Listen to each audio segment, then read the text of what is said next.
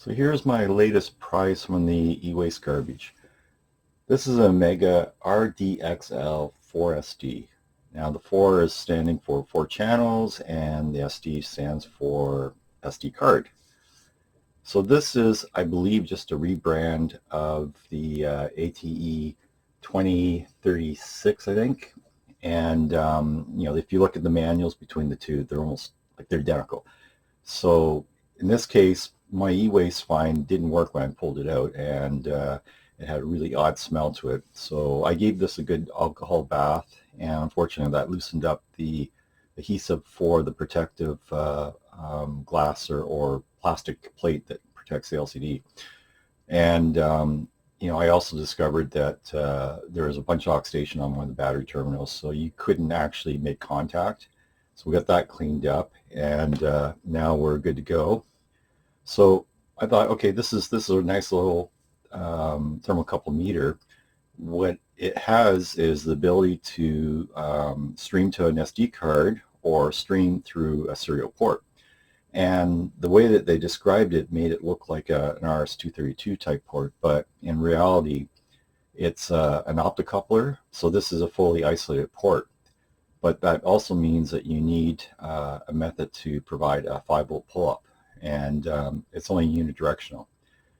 So you can buy a USB to UART cable that has the 5-volt TXD line, RXD line, and ground. And that's what I did. They're pretty cheap. Here they're about $10. Down in the States, probably about $7. So pretty inexpensive. And what you need on top of that is, wherever it is here, an 1/8-inch audio jack.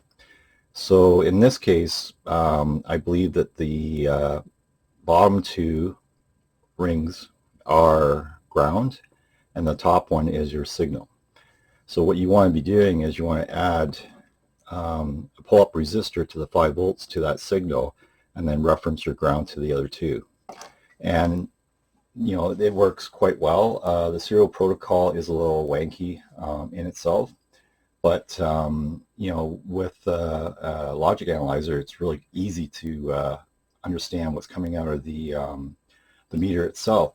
So I use, for that sort of stuff, I use a SLE Logic 8, and these are incredibly useful if you're doing any serial work at all. So if you're doing CAN or SPI or I2C, they're awesome for decoding the information that's on the bus and displaying it in a nice format. So I'll go into the serial protocol next and show what it's doing.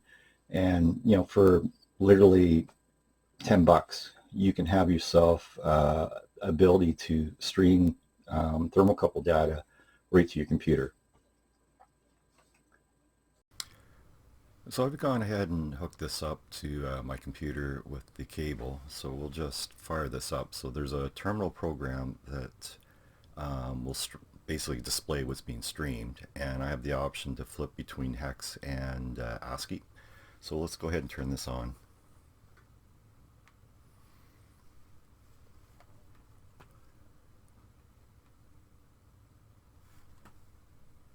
And of course we've got to connect. So what we have here is this is displaying the data that's being streamed from the thermocouple meter, and of course it's not showing the first and the last byte that's displayed or sent out. The first byte is the start byte, and that's a hex 2, and the last byte is the carriage return, which is, I believe, a hex D.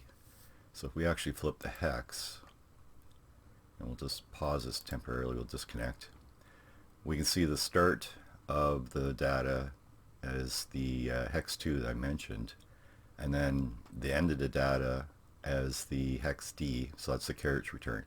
So everything in between is what we want to parse and display. So let's change that back to the raw data in ASCII. Alright, pause it again. So what we have here is the 4 I suspect that it's just, specifying the number of channels that we have. And then the next digit that we come in is the channel digit. Now they say that it's display row, but it's actually the channel that's being sent. And so what we have after that is the units that are going to be displayed. So D12, D11, which would be these two characters here, specify Celsius, so it's 0, 1. So if it was 0, 2, it'd be specified in Fahrenheit. The next one is whether it's a positive or negative measurement. And so 0 is positive, 1 would be negative. And then we have where is the decimal point located, because they display the temperature as 8 bytes and they don't specify it with a decimal point. So the decimal point is specified separately. So in this case, they're specifying the decimal point as 1. So we come all the way down to the data. So this is the data here. Decimal point 1 would mean that this character is, the decimal point is located on the first character. So this would be 19.9, 20.1, 19.8, 20.5. And what it does, the meter just cycles through the 4 channels, streaming it one channel at a time. So it's a pretty simple protocol. So I ended up writing a quick little program to basically handle this data, and it gives me the opportunity to add and subtract stuff from it. So we'll just call that up here.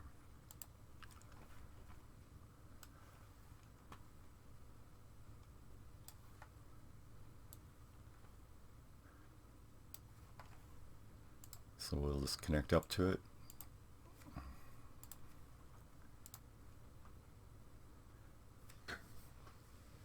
So as you can see, it's displaying the real-time data. And what I can do, if I just come over here and give this thing a little extra temperature, so this on channel 1. So I have the ability to, look at what the maximums and minimums were. So if I just set off, I'm recording as I go what the maximum of each of the channels is. So if I have to, I can go back and see, what were, the limits at the time, through the measurements. I also have the ability to log this to a file, which is also very helpful. So in my case, I'll save it to my test file here. And I can start it off. So now that's logging away, and I can come back at a later time. So eventually I'm going to tweak this thing to specify what the sample rate is, because this is sending 4 channels about once a second. And that can be a lot of data if the temperature is not really moving very much. So we'll just stop our logging there briefly, and just bring up what the file would look like.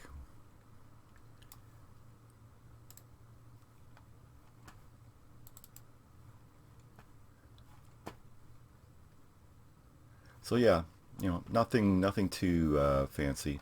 If you're into doing your own stuff, Microsoft has the Community Visual Studio available for free, and that's actually a nice way to develop your own little GUIs for whatever projects you're doing.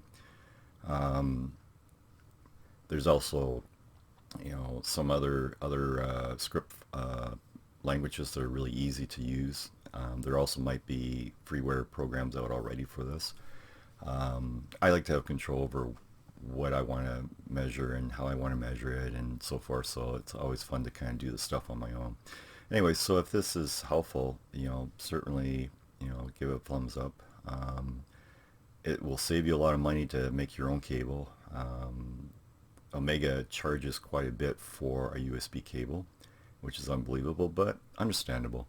If you don't know what's inside, it's kind of hard to roll your own. So anyways, thanks for watching.